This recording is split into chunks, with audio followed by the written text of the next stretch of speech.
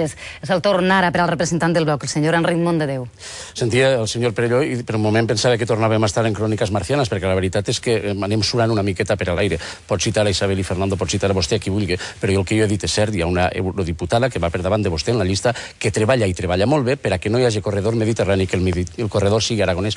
I aquest és el problema del Partit Socialista i també del Partit Popular, que mantenen discursos diferents en cada territori. I els hi posaré un exemple del tema del que estem parlant. La Manxa, la sobreexplotació d'aqüífers.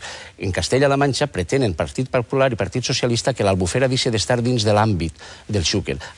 L'Albufera s'alimenta de les escorrenties del Xúquer i dels barrancs del seu àmbit. Si això és així, si el Partit Popular i el Partit Socialista de Castella-La Manxa pretenen i aconsegueixen això, l'Albufera morirà en tot el seu ecosistema, i l'Albufera és una part important de la nostra cultura i és una part important també de la nostra agricultura. I això és una realitat tangible. El Partit Popular i el Partit Socialista mantenen discursos diferents en funció del territori on estan. Nosaltres, com a nacionalistes valencians, no tenim més pàtria que aquesta.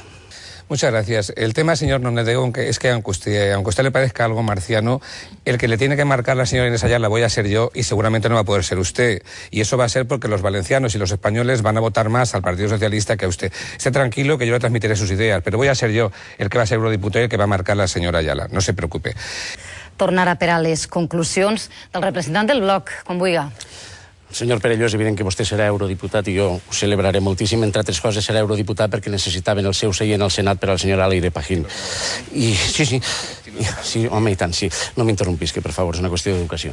Senyor García Margallo, és veritat que vostès porten en el seu programa aquesta defensa, però vostè no m'ha desmentit quan he dit que en el moment en què tenia la senyora Loyola del Palacio era comissària no va considerar que fora prioritari.